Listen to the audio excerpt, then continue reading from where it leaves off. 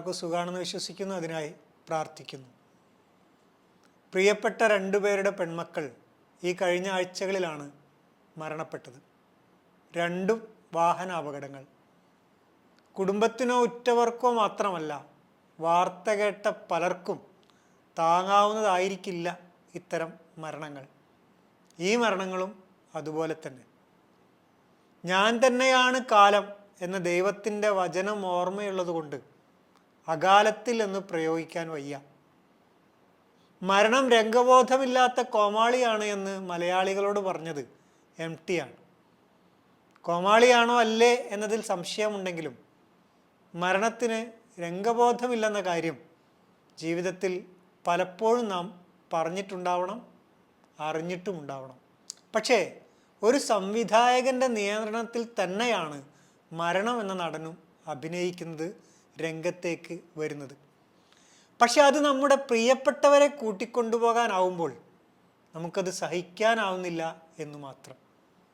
അത് അനുഭവിക്കുന്നവന് മാത്രം മനസ്സിലാവുന്ന, അനുഭവിക്കേണ്ടി വരുന്ന ഒന്നാണ്. തനിക്ക് മാത്രം എന്താണ് ഇങ്ങനെ, തന്നോട് മാത്രം എന്താണ് ഇങ്ങനെ എന്നൊക്കെ മനസ്സിൽ തോന്നിപ്പോകുന്ന നിമിഷം. പുറത്തു നിന്ന് വേദനിക്കുന്നവർക്ക് ആശ്വസിക്കാൻ പല കാരണങ്ങളും കണ്ടെത്താനാവും. പക്ഷേ ഉറ്റവർക്ക് ആശ്വാസത്തിൻ്റെ ഒരു വെളിച്ചവും എവിടെയും കാണാനാവില്ല. അസുഖം കാരണം ഒരു രാത്രി ഉറങ്ങാതിരിക്കേണ്ടി വരുന്ന അവസ്ഥയെക്കുറിച്ച് ആലോചിച്ചാൽ മാത്രം മതി. അടുത്തുള്ള വീടുകളിലൊക്കെ വെളിച്ചം കെടുന്നത്, സ്വന്തം വീട്ടിലെ ഓരോരുത്തരായി ഉറങ്ങുന്നത്, അതിനിടയിൽ താൻ മാത്രം ഒറ്റയ്ക്കിങ്ങനെ തെക്ക് വടക്ക് നടന്നോ ഇരുന്നോ നേരം വെളുപ്പിക്കുമ്പോൾ അറിയാതെ കണ്ണുകൾ നിറയും. എനിക്ക് മാത്രം, ഞാൻ മാത്രം എന്നിങ്ങനെ മനസ്സ് വിതുമ്പും. വർഷങ്ങൾക്ക് മുമ്പ് കേരള കഫേ എന്ന 10 സിനിമകളുടെ ഒരു ആന്തോളജി മലയാളത്തിൽ പുറത്തിറങ്ങിയിരുന്നു. അതിൽ CV ശ്രീരാമൻ്റെ പുറംകാഴ്ചകൾ എന്ന കഥയെ ആസ്പദമാക്കി നിർമ്മിച്ച അതേ പേരിലുള്ള ഒരു സിനിമയുണ്ട്. 10-12 മിനിറ്റാണ് സിനിമയുടെ സമയം. മലമ്പ്രദേശത്തു കൂടിയുള്ള ഒരു ബസ് യാത്ര. ചായ കുടിക്കാനും സഞ്ചാരികൾക്ക് വെള്ളച്ചാട്ടത്തിൽ നിന്ന് ഫോട്ടോ എടുക്കാനുമൊക്കെ ബസ് ജീവനക്കാർ വണ്ടി നിർത്തിക്കൊടുക്കുമ്പോഴെല്ലാം അസ്വസ്ഥനാവുന്ന, ദേഷ്യപ്പെടുന്ന ഒരു മനുഷ്യനുണ്ട് അതിൽ. ഇയാളിത് ഏത് കാട്ടിൽ നിന്നാണ് ഇറങ്ങി വരുന്നത് എന്ന ഭാവത്തിലാണ് മറ്റ് യാത്രക്കാരൊക്കെ. ദേഷ്യപ്പെട്ട് ഒരു വളവിൽ വണ്ടി നിർത്തിച്ച് അയാൾ ബസ്സിൽ നിന്നും നിലവിളികൾ ഉയരുന്നൊരു വീട്ടിലേക്ക് ഓടിച്ചെല്ലുകയാണ്. അയാൾ അവിടെ ഇറങ്ങുന്നതോടെ ഏട്ടാ എന്ന് ആരോ വീടിനകത്തു നിന്നും അലമുറയിടുന്നുണ്ട്. അയാൾക്ക് മാത്രം മനസ്സിലാവുന്ന ഒരു ലോകം. ചുറ്റുമുള്ളതൊന്നും അയാൾക്ക് അയാളുടേതല്ലാതാവുന്ന സമയമാണത്. നമ്മുടെയൊക്കെ ജീവിതത്തിൽ അത്തരം നിമിഷങ്ങളുണ്ടാവും. അത്തരം നിമിഷങ്ങളിലൂടെ കടന്നുപോയവർക്ക് മാത്രമേ ആ സമയത്തിൻ്റെ കുടുസ് മനസ്സിലാവുകയുള്ളൂ. ആംബുലൻസിൽ പ്രിയപ്പെട്ടവരെയും കൊണ്ട് കുതിക്കുമ്പോൾ എത്ര പതുക്കെയാണിത് പോകുന്നത് എന്നേ ഇന്നോളം എല്ലാവരും ചിന്തിച്ചിട്ടുള്ളൂ.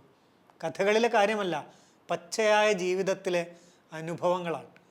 ഒറ്റയ്ക്കായിപ്പോയെന്ന് തോന്നിപ്പോകുന്ന സന്ദർഭങ്ങൾ, ഒന്നും ശരിയാവുന്നില്ല, ആർക്കും മനസ്സിലാവുന്നില്ല എന്നിങ്ങനെ മനസ്സ് സ്വയം നിരാശപ്പെടുത്താൻ ശ്രമിച്ചുകൊണ്ടേയിരിക്കും.